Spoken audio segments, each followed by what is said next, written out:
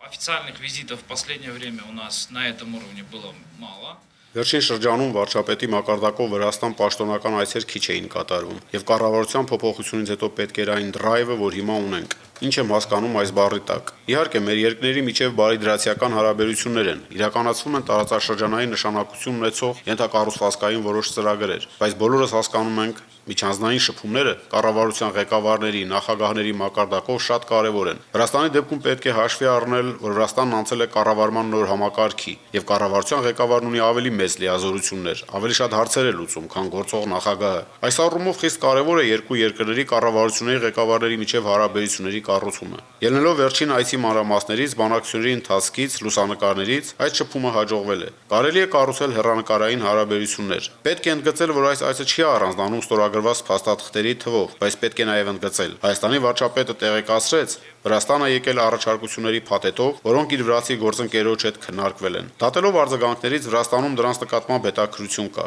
Եվ Վրաստանի վարչապետի Հայաստան կատարելիք պաշտոնական այցի ժամանակ հնարավոր է չբացված փակագծերը կբացվեն եւ կիմանանք նոր տարածաշրջանային նախագծերի մասին, որոնք դրական կազդեն երկու երկրների միջև հարաբերությունների վրա։ Լարսի հարցն ակտուալ է, հատկապես Հայաստանի համար։ Երբեմն ցույց են տալիս, իբրև այդ հարցը պակաս ակտուալ է Վրաստանի համար։ Թեպետ այսօրվա դրությամբ Հայաստանի եւ Վրաստանի միջև գնալով աճում է առևտրաշրջանառությունը։ Վերադառնալով Լարսին այլընտրանք գտնելու հարցին, վերին Լարսով փոխադրումների սահմանափակումների ֆոնին վերջին մի քանի տարիներին մեր կառավարությունը իր վրացի եւ ռուս գործընկերների հետ փորձում է այդ հարցը լուծել։ Վերջին շրջանում ԶԼՄ-ներում մշտապես տարբերակներ են շրջանառվում կապված հարավ-օսեթական եւ աբխազական ուղղությունների հետ, թեպետ մենք այսօրվա դրությամբ ունենք մեկ ռեալ գործող այլընտրանք։ Դա ծովային փոխադրումն է, որը նախկինում եղել է հիմնական ուղղությունը, որից հետո մենք անցանք Լարսին։ Ես հետևում եմ այս բանակցություններին։ Վրաստանը պատրաստակամություն էր հայտնել այս հարցում քայլեր անելու, Ռուսաստանից դեռ արձագանք չկար։ Իսկ վերջերս պարոն Կարասինի հայտարարությունը, թե իրենք վերադառնում են այս հարցին, փոքր քայլերով առաջ են գնում, սակայն ճանապարհը հեշտ չի լինելու։ Հիմք է տալիս ենթադրելու, որ միջնաժամկետ հեռանկարում այդ երթուղիների գործարկումը քիչ հավանական է։ Հնարավոր է կան նաև այլ ուղղություններ կամ ելքեր, բայց այսօրվա դրությամբ ես հստակ նշում եմ, որ խնդրի լուծումը ռուս-վրացական սահմանը կապող ճանապարհների արդիականացումն է եւ ծովային ճանապարհը, նոր կամուրջների, թունելների կառուցումը, ճանապարհների ամրապնդումը, ինչը դրանք պակաս ռիսկային կդարձնի։ Положительно повлиять на межгосударственные отношения наши.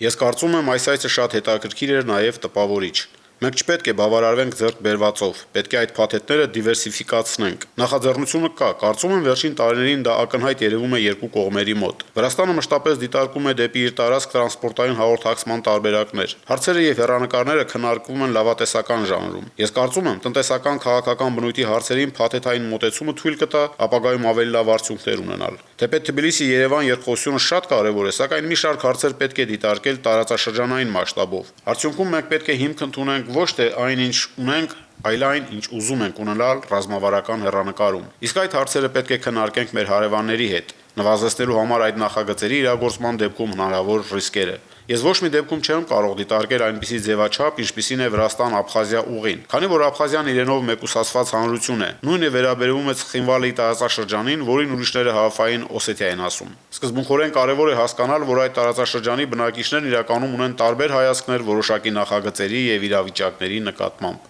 Երբևէ հաշվի չեն առնում քաղաքական գործոնը, իսկ դա կարծում եմ մեծ սխալ է։ Ուստի երբ խոսում ենք աբխազական հանրության մասին, մենք պետք է նկատի ունենանք թե փաստացի իշխանություններին, ում ես հարգանքով եմ վերաբերվում, նրանք իրենց պատկերացումներն ունեն Աբխազիայի ապագայի մասին, բայց պետք է չմոռանանք նաև նրանց, ովքեր վտարված են այդտեղից։ Դա շատ կարևոր է տնտեսական ու քաղաքական որոշումների օրինականացման առումով։ Պետք է դա նկատի ունենանք, որ ապագա ծրագրերը լուրջ ռիսկերի չբախվեն։